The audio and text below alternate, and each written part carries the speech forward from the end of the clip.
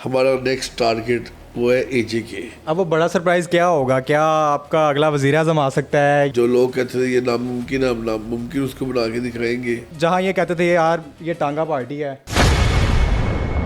Party छोड़ेंगे या क्या फैसला करेंगे आप? यहाँ कुछ 4 पैसे ने ऑफर कर दिए जाए। लेकिन जिस तरह आपके साथ जहांगीर तरीन साहब भी आपके कायद में से एक हैं, वो भी जुड़े हुए हैं, लेकिन वो दूसरी तरफ लोग ये भी कहते हैं कि ये शुगर माफिया हैं। जो करना है कर लो।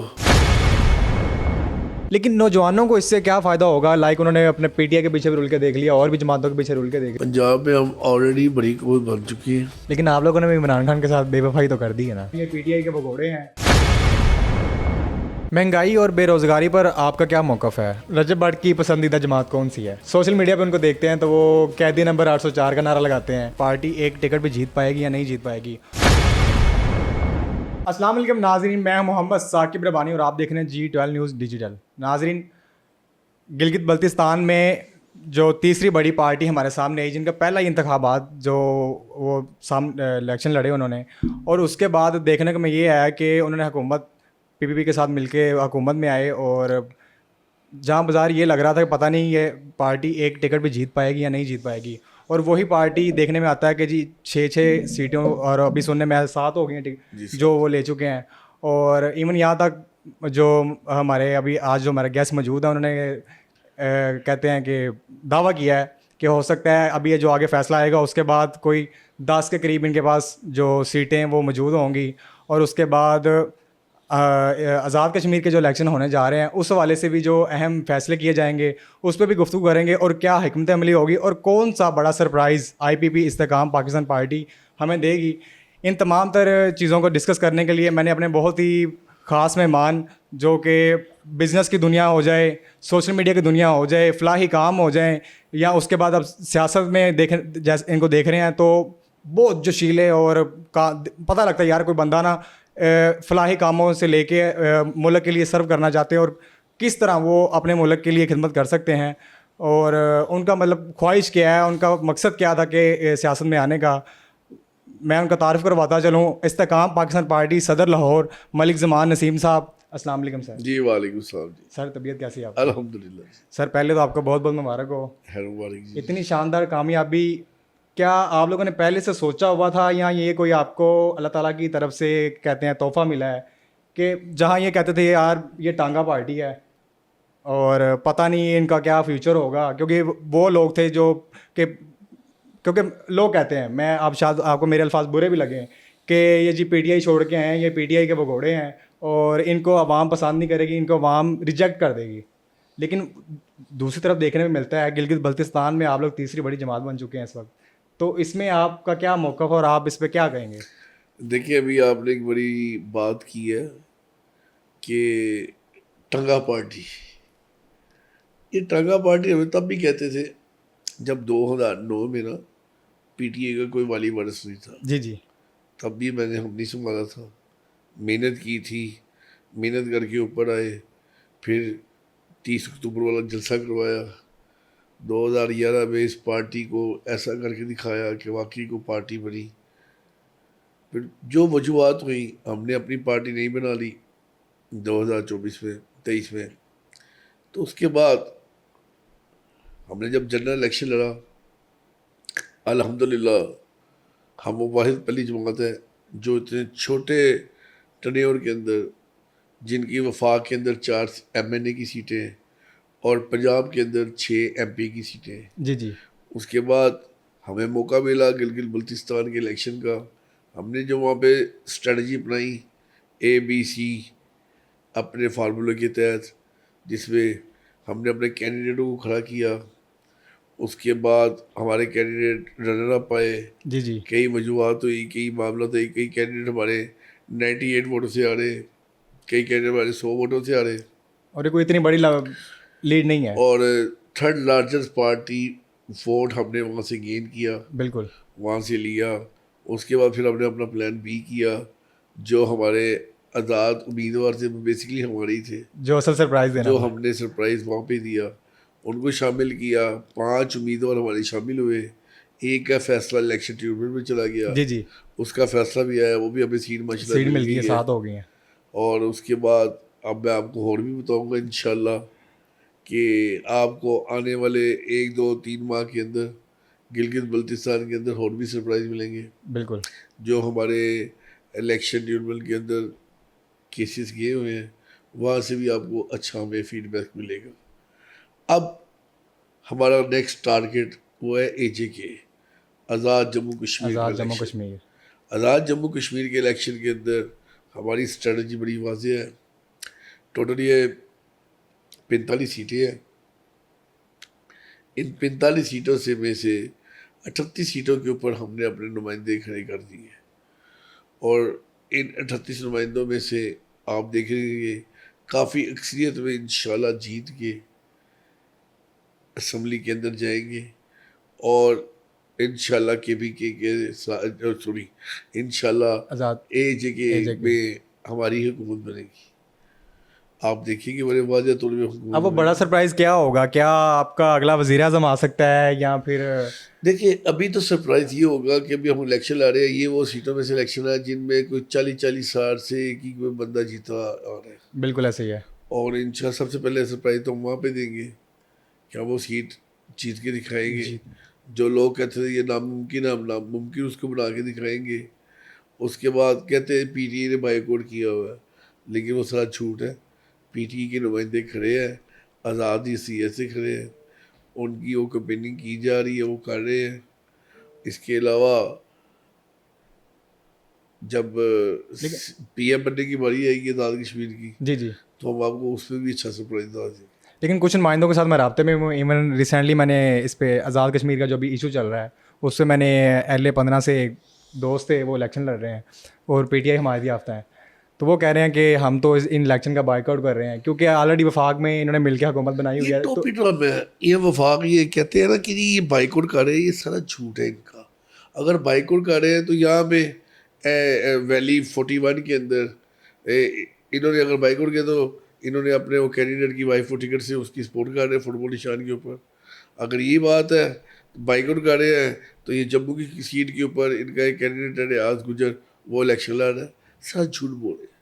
ये इनकी ना वतीरा है हमेशा से, ये कहते कुछ है होता कुछ है। इनका एक ना झूठ के ऊपर सारा बनबन कहानी यही है। आज आज़ाद कश्मीर के अंदर भी जो हालात पैदा करवाए हैं वो कहाँ से हुए हैं? वो लंदन एक प्लान निकला, बिल्कुल उस प्लान के ज़रिए वो सारा लॉन्च हुआ और लॉन्च होकर वहाँ से फंड किया गया इकट्ठा करके फिर यहाँ पे मुंतकिल किया गया आज़ाद कश्मीर में। और जो ये एक कमेटी बनी है, कमेटी क्या कर रही है? जी जी, कमेटी क्या कर रही है और उसके सहूलतकार क्या कर रहे हैं? वो वही कर रहे हैं जो 9 मई में किया था। लेकिन वो कह रहे हैं जी मुहाजिरीन को रहने देने की इजाज़त मिलनी चाहिए, सिर्फ उनका मेन एजेंडा यही है। नहीं, मुहाजिर कहाँ पे रहने देने की कि इजाज़त? वो ऑलरेडी वहाँ पे रह रहे थे आज़ाद कश्मीर में, तो उनको वहाँ पे रहने की इजाज़त दी जाए। तो इजाज़त दी है, गवर्नमेंट ने मान तो लिया हुआ है। तो उनका भी मेन यही है, वो उसी पे एजेंडे पे खेल रहे हैं वो। ये वो एजेंडे में नहीं खेल रहे, बेसिकली वो ये चाहते हैं कि जो 12 सीटें जिनमें से 6 जम्मू की है और 6 वादी की है, 6 वादी की हैं। ये ख़त्म की जाए। बिल्कुल। और ये मुहाजिरीन है जो अपना हक हर दफ़ा ये कहते हैं कि जी जब इलेक्शन आता है तब इनकी एक कश्मीरी बरादरी जाग पड़ती है, कश्मीरियों के अंदर एक यकजहती आ जाती है। तो यही बहुत मौका होता है जब ये इलेक्शन खत्म होता है फिर वो सो जाते हैं। तो ये सीटें तो ये मुहाजिरों का हक है। लेकिन वो कहते हैं कि वो 5-6 वोट मिलने वाले बंदे को हमारे ऊपर मसलत कर दिया जाता है, हमारा अपना बंदा क्यों नहीं वो वहाँ से बिठाया जाता है? ये उनकी एक अपनी सोच है, उनका अपना कोलो फेल है। बेसिकली 5-6 वोट नहीं पड़ते यहाँ पे। ये वैली के अंदर वोट कम बेशक ज़रूर होते हैं। इस दफ़ा वैली का टोटल वोट है 6400 जी जी। और इसमें से जो ज़्यादा वोट ले जाएगा वो जीत जाएगा। लेकिन जम्मू का देखा जाए, जम्मू का इलेक्शन है वो तो 250 रुपये के ऊपर है। बिल्कुल 6500 वोट लाहौर का है, कोई तकरीबन 4000 वोट जंग का है, सरगोदे का कोई 6000 वोट है, इसी तरह कराची का 1100 वोट है, इसी तरह नाडोवाल का अलहदा एक है, जी जी। उनके अलग-अलग वोट है। ये अलग-अलग कैटेगरी है। बैठे बैठाए कोई ऐसी तोहमतें लगा दे, कोई बातें ऐसी करते हैं, फिर बात कहाँ की कहाँ निकल जाती है। जिस तरह PTI को छोड़ कर लोग आपकी जमात में शामिल हो गए, तो क्या आपको भी ये डर तो नहीं है कल को कोई, जाहिर सी बात है सियासत है, अगर आपकी पार्टी से किसी और बंदे को ऑफर हो जाती है PMLN की तरफ से, PP की तरफ से, तो वो उधर जा सकता हो? देखिए ये बंदे के ज़मीर की बात है। ज़मीर की बात है। जो लोग हमारे साथ आए हैं अल्हम्दुलिल्लाह बड़े कंफर्टेबल हैं। उनको एक चीज़ ज़रूर पता है, वो जी जी। ये है कि मेरे कायद, मेरा लीडर अब्दुल अली खान साहब, वो एक दबंग और एक दयानतदार बंदा है। वो किसी को धोखा नहीं देता। यहाँ पे लोगों की जल्दी सुनी जाती है। अगर चाहे दूसरी जमातों में जाके देखिए, वहाँ के MP MNO का क्या हाल है, वो सबसे पूछ रहे। जी जी। वो आपको भी पता होगा, मुझे भी पता होगा, लेकिन दर हकीकत हमारी पार्टी के अंदर लोग हमारे साथ इस तरह मिलते हैं जैसे हम उनमें से हैं, वो हमारे में से हैं। और अल्हम्दुलिल्लाह बड़ा अच्छा और बड़ा खूबसूरत सा हमारा सेटअप चल रहा है। मैंने रिसेंट एक रोड शो किया आपके कायद की हलके में जाकर। वहाँ पर कह रहे हैं सड़क पार एक तरफ तो अलीम खान साहब काफ़ी काम करवा रहे हैं, लेकिन सड़क पार चले जाएं उधर कहते हैं जी समीउल्ला खान साहब हैं या वो चौधरी सुहेल चिश्ती साहब हैं। तो एक सियासी मुखालफत की वजह से वो हल्का ना अभी तक वहाँ पे उस तरह काम नहीं हो रहे, तरक्याती काम जो है ना रुके हुए हैं। मतलब आपके कायद के हल्के में ये इश्यूज़ हैं, तो क्या अगर वो ऊपर लीडरशिप में आते हैं, कल को वज़ीर आला आते हैं, हम बतौर वज़ीर आज़म आते हैं, तो वो इन चीज़ों को किस तरह वो मैनेज कर सकेंगे?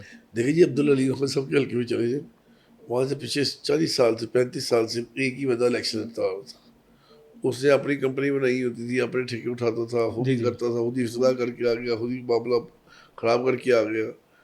लेकिन जब उसके बाद हमने इलेक्शन लड़ा, हाँ, अल्लाह ताला ने हमें कामयाबी अता की। जी जी। इन 2 सालों के अंदर आप ये पूछ सकते हैं कि वहाँ पे कितने मेगा इवेंट करवा लिए हैं, मेगा प्रोजेक्ट वहाँ पे आ गए हैं, वहाँ पे हमारी कितनी डिस्पेंसरियाँ शुरू हो गई हैं, वहाँ पे डायलिसिस यूनिट लगवाने हमने शुरू कर दिए हैं। अलीम खान साहब ने अपनी जेब में से स्कूलों को बनाना शुरू किया, गवर्नमेंट की तरफ से टेंडरिंग करवा के स्कूलों को बनाना शुरू किया, जी जी। और सड़कें वो सड़कें बनानी शुरू की जो आज तक कभी उससे पहले बनी नहीं थी। तो अल्हम्दुलिल्लाह आप देखेंगे वहाँ पे काफ़ी तरक्याती काम हो रहे हैं, और आपको इस चीज़ का बड़ा मज़ा आएगा। इंशाल्लाह। आपके ख़्याल में वफ़ादारी शख्सियात के साथ होनी चाहिए या किसी जमात के साथ होनी चाहिए या किसी नज़रिए पर होनी चाहिए? देखिए जी, शख्सियत से ही नज़रिया निकलता है, ठीक है। नज़रिए से ही जमातें निकलती जी हैं, बिल्कुल। और वफादारी शख्सियत और नज़रिए के साथ ही चलती है। बिल्कुल ऐसे ही है। तो मेरे लिए तो इन तीनों को मिला के एक ही बंदा है, वो है अब्दुल अली खान साहब।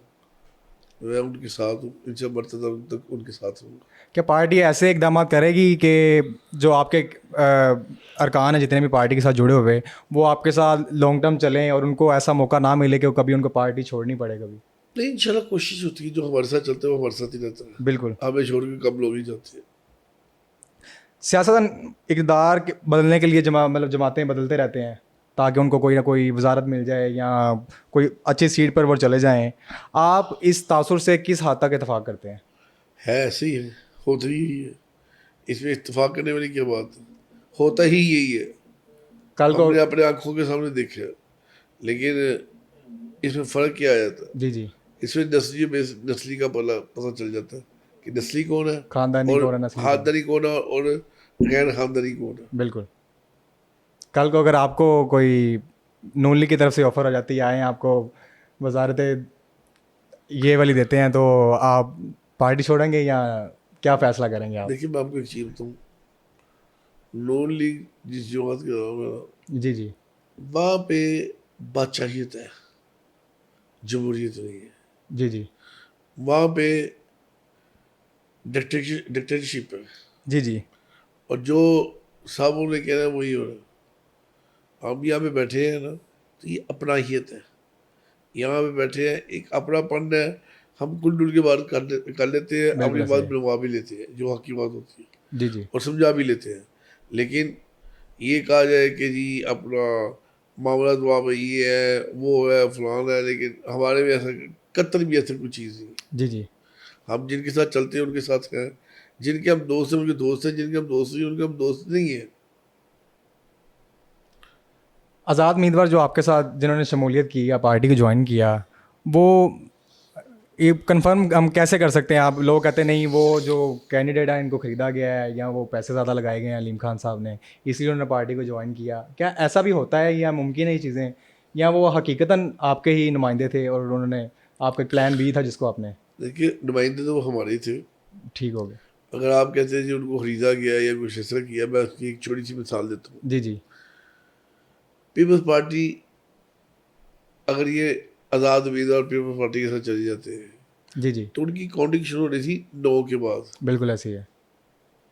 सिन्नोटी लिस्टों के हवाले से। जी जी, अगर वो नून लीग में चले जाते, नून लीग की अपनी एक जमात बन चुकी है, और नून लीग की अपनी वो एक सिस्टम है कि उन्होंने कहा जी हमने ओपोजिशन बेंचों में जाके बैठना है। बिल्कुल। उन्होंने हुकूमती बेंचों में नहीं बैठना, उन्होंने ओपोजिशन के बेंचों में बैठना है। तो जब ये लोग हमारे पास आए तो हमने इन्हें एक चीज़ समझाई कि आप यहाँ से काउंट होंगे 1 2 3 4 5, तो ये आपका जितना भी मामला होगा पहले लिस्टों में पहले नंबर पे आप लोग हमारे नुमाइंदे ही आएंगे। बिल्कुल ऐसे ही। और ये ऐसे ही हुआ। अब कोई बात होती है तो वही एमपी है पहले नंबर पर, दूसरे नंबर, तीसरे नंबर, पांचवें नंबर। अगर वो किसी और जमात में जाते तो उनकी नंबरिंग बड़ी ख़राब हो रही थी नंबरिंग खराब हो गई। और उनको वो मुकाम नहीं मिला था। आज तो हमें 4 मिनिस्ट्री मिल चुकी है, इंशाल्लाह 5वीं मिल जाएगी। जी जी, तो ये बड़ी बहुत बड़ी बात होती है।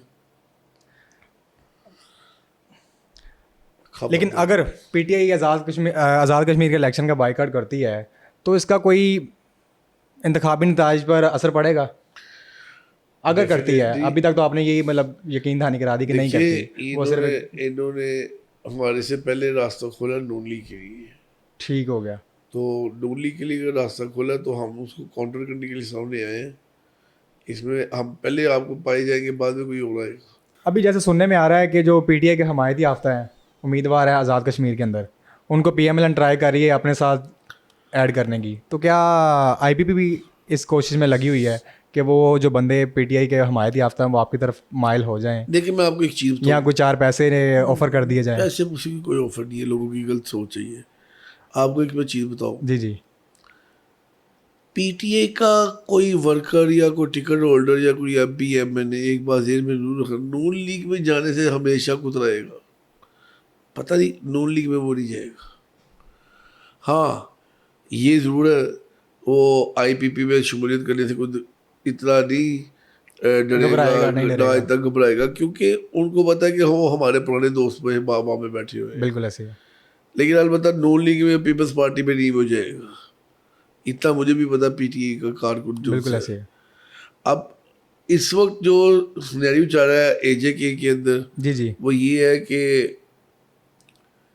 इन लोगों के अंदर भी एक हवा चल पड़ी है कि आईपीपी वाले आए हैं। जी जी, जिस तरह इन्होंने गिलगित के अंदर किया है कि हमारे साथ यहाँ भी ये ना अब कर तो दें। नताइज भी देख लिए हैं, अब तो ज़्यादा मुश्किल होगा आज़ाद तो कश्मीर में। मैं उन लोगों को एक मैसेज जरूर दूंगा जी जी, कि जो कुछ मर्जी कर लो। मैंने गिलगित में भी यही कहा था, मैं यहाँ पे भी यही कहूँगा, जो उखाड़ना है उखाड़ लो। अच्छा, स्टेज पे मैंने देखा आपका वो जो जोश, जी जी जी जी। वो एक अलग ही था। नॉर्मली आपसे जब इंटरव्यू में गुफ्तगू होती है, आप बड़ा लहजा जो आपका बड़ा धीमा सा होता है, मैंने वो देखा। जोश ना पब्लिक को देख के होता था। वो पब्लिक जो मोटिवेशन देती है ना आपको, जी जी, उससे ऑटोमेटिकली बंदे के अंदर जोश आ जाता है।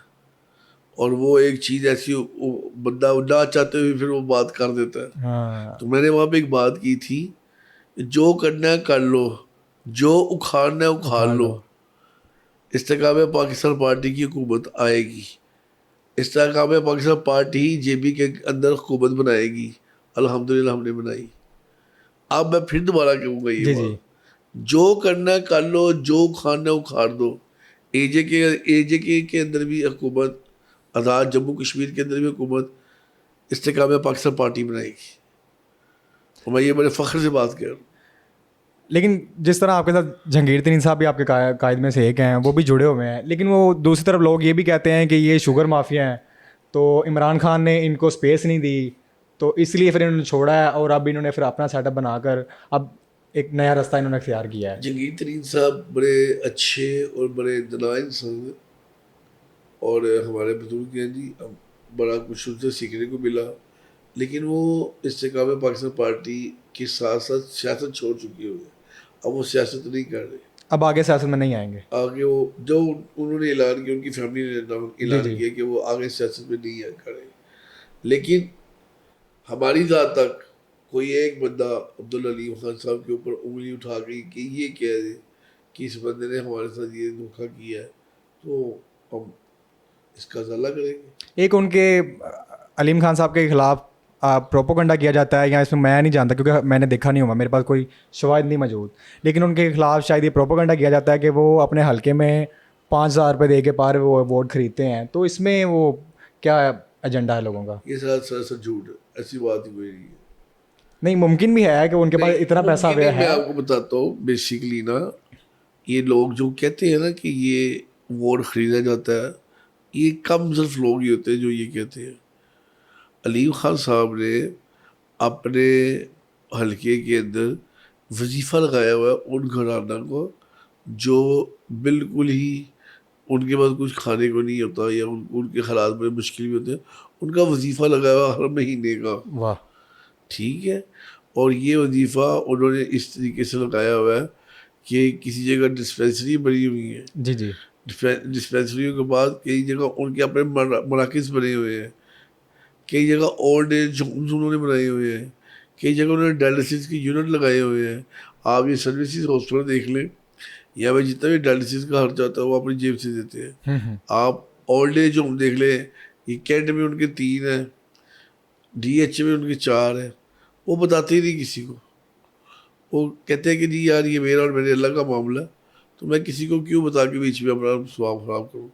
तो बड़ी सिंपल सी और बड़ी साफ सी बात की है, यहाँ पे लगाने वालों को अल्लाह ताला और देता है।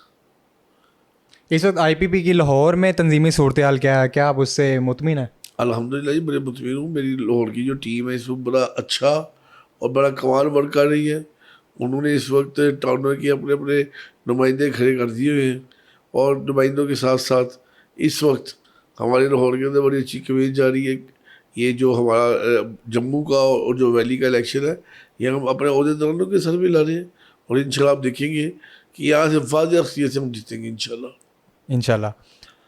बलदियाती इंतखाबात भी आ रहे हैं, मोस्ट वेलकम। और मरीम नवाज साहब बहुत ज़्यादा काम करवा रही हैं, तो ये आपके लिए कितना चैलेंजिंग होगा? कोई चैलेंज नहीं होगा, बल्दियाती इलेक्शन एक दफ़ा है, नहीं, फिर पूरे हमारा लाहौर में उन्होंने जिस तरह काम करवा रही हैं, तरक्याती काम, और जो मर्जी कर ले इंशाल्लाह। आपको यहाँ पे हमारी एक स्ट्रेंथ नजर आएगी, हमारी यूथ नजर आएगी, हमारी यहाँ पे आपको विंग्स नजर आएंगे कि किस तरीके से हमने अपने अपने काम किए। ये वक्त आपको बताएगा इंशाल्लाह। क्या आपके पास बलदियाती इंतखाबात की इस वक्त जो शॉर्ट लिस्ट है वो आप रेडी कर चुके हुए हैं? हाँ, हमने बिल्कुल रेडी कर ली हुई है। मैं बता भी देता हूँ। देखिए, एक यूनियन काउंसिल के अंदर 6 वार्डे हैं। 6 वार्डों के साथ हमने वहाँ पे ना ब्लॉक यूनिट बना दिए। हर जी जी। वार्ड के अंदर 3-3 ब्लॉक यूनिट बना दिए। पहले ब्लॉक यूनिट के हमने नुमाइंदे खड़े किए, जी जी। उनकी वार्डों के, जिसको जिसको कौंसल कहते हैं। बिल्कुल। फिर उसके बाद हमने उसके ऊपर चेयरमैनों के कर दिए। ये वो चीज़ें हैं जो एक आज हमने स्टार्ट किया, कल को आने के लिए हमें बड़ा ये फ़ायदेमंद ही साबित होगी इंशाल्लाह। तो ये बल्दियाती इलेक्शन के अंदर आप देखेंगे हमारी बड़ी अच्छी टीम उतरेगी और इंशाल्लाह जीत के कामयाब होगी। लाहौर में IPP को जो किन बुनियादी मसाइल को अपनी मुहिम का हिस्सा बनाकर वो आप उसको कंपेन को रन करेंगे? देखिए जी, सबसे पहले हम कंपेन लॉन्च करने लगे हैं। ठीक हो गया। ये इलेक्शन के फौरन बाद यहाँ जी पे जी। आज़ाद कश्मीर के जी आज़ाद कश्मीर के इलेक्शन के बाद। जी आज़ाद कश्मीर के इलेक्शन के बाद अब यहाँ पे पूरा अपना एक स्केच बनाने लगे हैं, कैंप यूनिट बनाने लगे हैं, ठीक हो गया। और अपनी डिज़ाइनिंग करने लगे हैं, कैंप की कंपेन स्टार्ट करने लगे हैं, कैंप की डिज़ाइनिंग करने लगे हैं। उसमें क्या है जी, हम अपने मेंबर को अपना कार्ड बना के देंगे, जैसे ATM कार्ड नहीं बनते जी वैसे जी, ही कार्ड बिल्कुल बना ऐसे ही के है। देंगे। और कंपेनिंग के अंदर हम कैंपिंग के अंदर आप देखेंगे कि काफ़ी दोस्त से बात हमारे साथ जोगदार और शामिल हो रहे हैं, और ये बड़ी हमारे लिए खुशी की बात होगी। जिस तरह आप भी कह रहे हैं कि हम नौजवानों को अपने साथ, आप एक बड़ी तादाद देखेंगे हम इस्तेकाम पाकिस्तान पार्टी के साथ, लेकिन नौजवानों को इससे क्या फ़ायदा होगा? लाइक उन्होंने अपने PTI के पीछे रुल के देख लिया, और भी जमातों के पीछे रुल के देख लिया, अपना वो कैरियर दाव पे लगा के देख लिया, जेलें भुगत ली, तो IPP के अंदर एक नौजवान को आने का क्या फ़ायदा होगा, उसका मुस्तकबिल क्या होगा? उस हवाले से आपका क्या मौक़िफ़ है? देखिए, मैं तो बात करूँगा नौजवान की उसकी, कि इस वक्त नौजवान बिल्कुल ना डबल माइंडेड होगा। बिल्कुल। नौजवान को ये नहीं पता कि मैंने करना क्या है। अगर मैं इसकी अपना कोई पिक्चर लगाता हूँ या मैं कोई अपनी कंपेन लॉन्च करता हूँ किसी दूसरी जमात की, तो उसकी पजीराई नहीं मिलेगी। बिल्कुल। इसी के साथ साथ अगर वो हमारी जमात के साथ देखता है, हमारा मंशूर देखता है, हमारी एक्टिविटी देखता है, तो वो ऑटोमेटिकली हमारे साथ यूज टू होने की कोशिश करता है और शामिल होता है हमारे साथ। जी जी। इस वक्त आप यकीन माने यहाँ पे इंतहा का रश पड़ा हुआ है। कि यहाँ पे लोग किस तरीके से आते हैं, कहते हैं जी हमने शमूलियत करनी है, हमें कुछ नहीं चाहिए, हम हमें आपकी पार्टी बड़ी अच्छी लगती है, आपके कायद अब्दुल अलीम खान साहब का बड़ा अच्छा स्ट्रेंथ है, बड़ी अच्छी उनकी मोटिवेशन वाली स्पीच होती है और वो मुल्क के लिए कुछ करना चाहता है, तो हम उनकी कॉज के लिए, उनकी फलाह के लिए हमने इस पार्टी को ज्वाइन किया। जिस तरह वज़ीर आला मरीम नवाज शरीफ साहिबा वीमेन एम्पावरमेंट पर काफ़ी बात करती हैं, किसके ऊपर? वीमेन एम्पावरमेंट, ख़वातीन को प्रमोट करने के लिए, उनको आगे लेके आने के लिए, उनके बेहतर मुस्तकबिल के लिए, तो इस तरह आपकी पार्टी ख़वातीन को आगे लेके आने के लिए, पार्टी को साथ लेके चलने के लिए वर्किंग कर रही है? देखिए जिस तरह अभी मैंने देखा है फिर दोस्त आशिक खान भी अब नज़र आती हैं आपके साथ। देखिए जी, ख़वातीन हमारे सियासत का एक मेन सुतून है जी जी और ख़वातीन का हमने बाकायदा एक विंग बनाया हुआ है। बिल्कुल।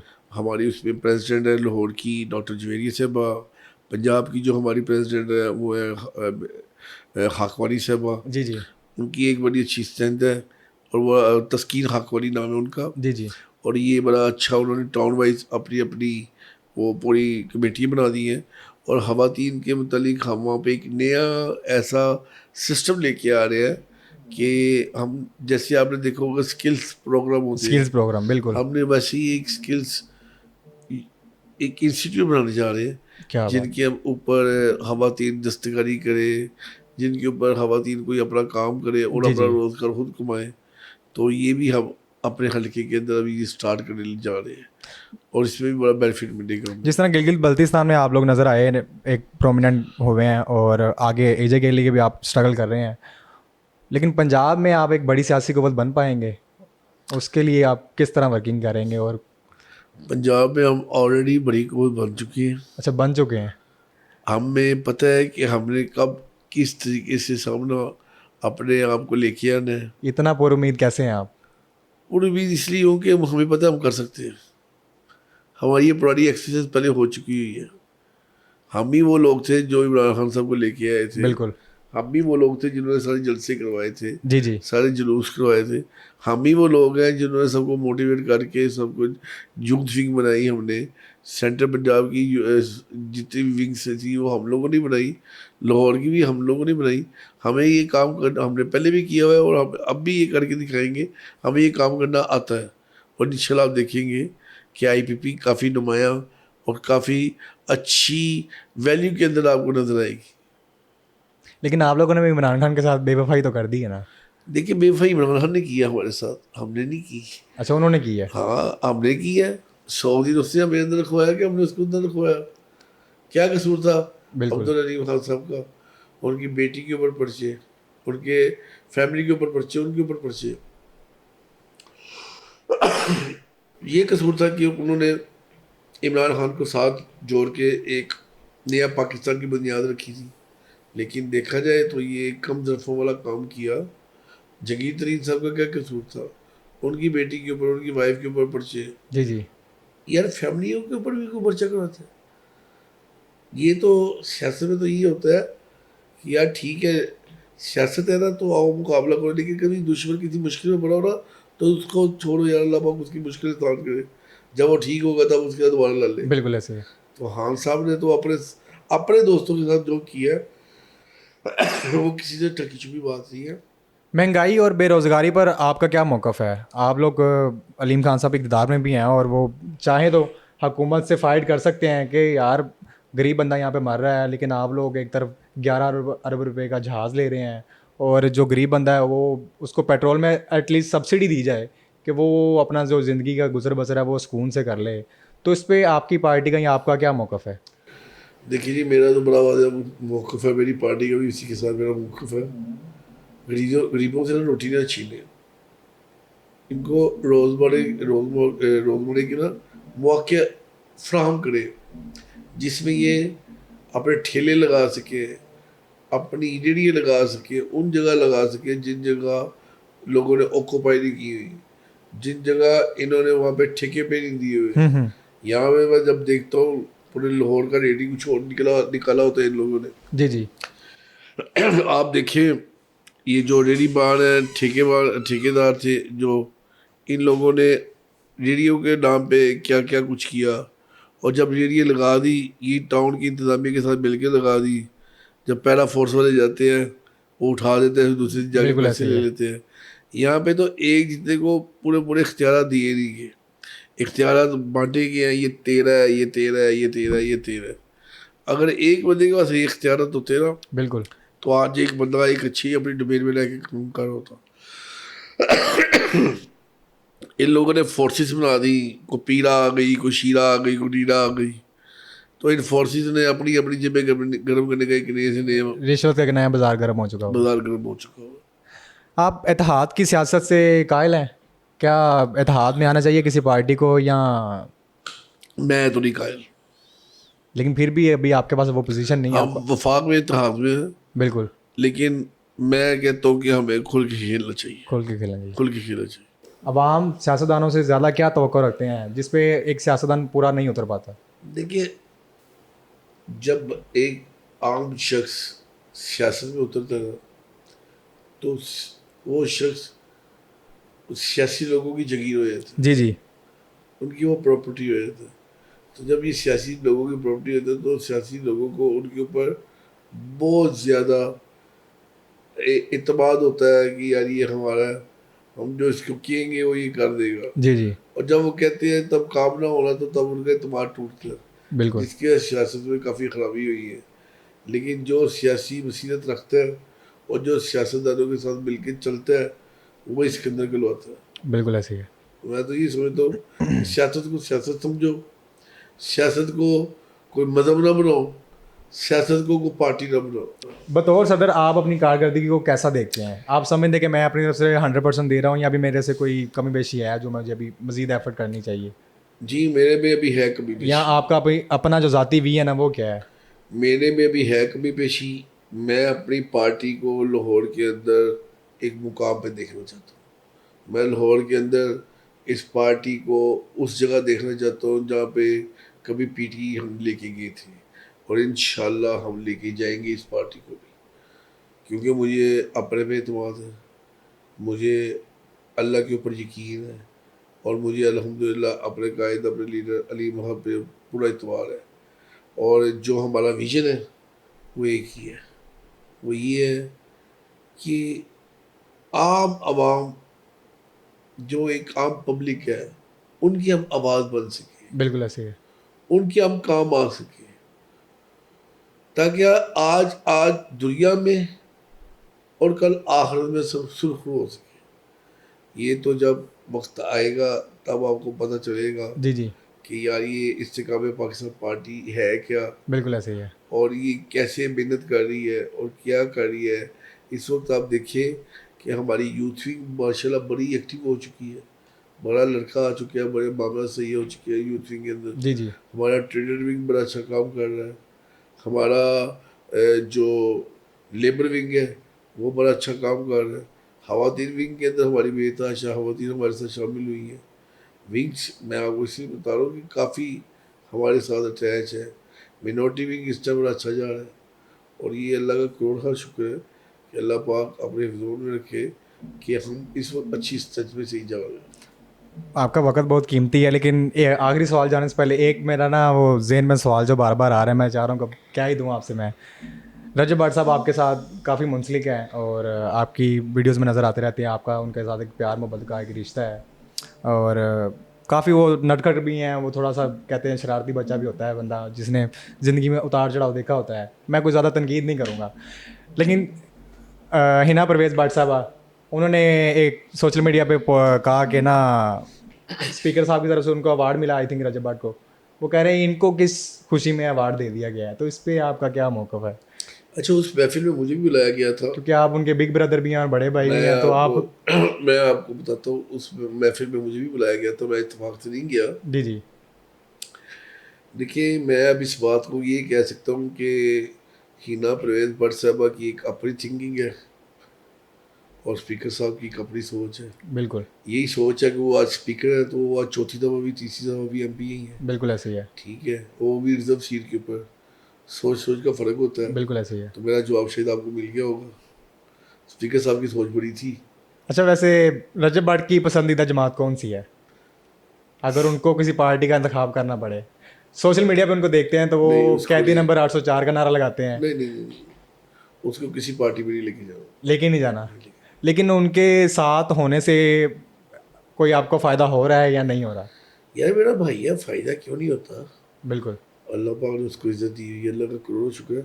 मेरी अपनी मेहनत है, मेरी एक अपनी क्लास है। इसमें कोई शक नहीं, बिल्कुल मैं ऐसे ही है। एक डाउन टू अर्थ रहने वाला बंदा हूँ, मैं एक छोटा सा कारकुन हूँ बिल्कुल ऐसे ही है। और मुझे बड़ा फ़ख्र है कि मैंने ग्रास रूट लेवल से स्टार्ट की ये सियासत, और आज अल्लाह पाक ने मुझे एक पार्टी का लाहौर का प्रेसिडेंट बनाया हुआ जी, है जी, बिल्कुल। और आगे इंशाल्लाह मेरे लिए बड़े हौल महाज है। तो वो ना कहावत है कि एक कुएं का मेंढक ना बनो, बिल्कुल, नदी में जाओ, नदी से आगे तालाब में जाओ, तालाब से आगे दरिया में जाओ, दरिया में जाओ, दरिया और से आगे दरिया में से मगरमच्छ समुद्र। बन के निकलो और समुद्र का रास्ता इख्तियार करो। वाह, वाह! क्या बात है। तो हमें तो ये पता है कि आई एम अ फाइटर, मैं लड़ना जानता हूँ, मैं काम करना जानता हूँ, और मुझे कभी भी इस चीज़ का नहीं है कि मैं अपने काम को इबादत समझ के ना करूँ, क्या बात। और जो मैं कर सकता हूँ तो मैं वो करता हूँ। आखिर में लाहौर और पाकिस्तान के अवाम के लिए आपका क्या मौक़िफ़ है, क्या पैगाम है? अपनी लाहौर पार्टी की तरफ से आपका क्या पैगाम है? लाहौर तो लाहौर ही है जी। लाहौर जैसा शहर पूरे पाकिस्तान में कहीं नहीं है। बिल्कुल ऐसे ही है, और वो आपके हाथों में दिया पार्टी ने, देख लें। जी इंशाल्लाह लाहौर हमारी पहचान है, लाहौर हमारी शान है, और अंदूर लाहौर मेरी महबूबा है, मैं उसका आशिक हूँ। अंदूर लाहौर जैसा कोई नहीं है। अंदूर लाहौरी, कभी आप जेन्युइन लाहौरी से मिले ना, वो आपको पता चलेगा लाहौरी होता क्या है। उसके साथ कोई आ जाए, बिल्कुल, वो वेलकम ही ऐसी करेगा कि आप मेरे बादशाह और मेरी जान की हाल है, खाना बिल्कुल खाओ, ऐसे ही है। चाहे उसकी जेब में पैसा हो या ना हो, लेकिन आपको वो खिलवा के भेजेगा। उसकी मिसाल मेरे सामने आप भी बैठे हुए हैं, और भी बट सब जो मेरे बड़े उससे भाई की तरह हैं, बदतमीज इंसान है। और आप सामने में आप सारे एक मिसाल के जेवर तौर बड़ा पर। ग्रेट इंसान है जी। बिल्कुल ऐसे ही है। और इसी के साथ मुझे और मेरी टीम को इजाज़त दीजिएगा। बहुत थैंक यू, शुक्रिया आपके वक़्त का। थैंक यू भाई, अल्लाह ताला आपको इज़्ज़त दे, सलामत रखें। बहुत शुक्रिया। Thank you sir.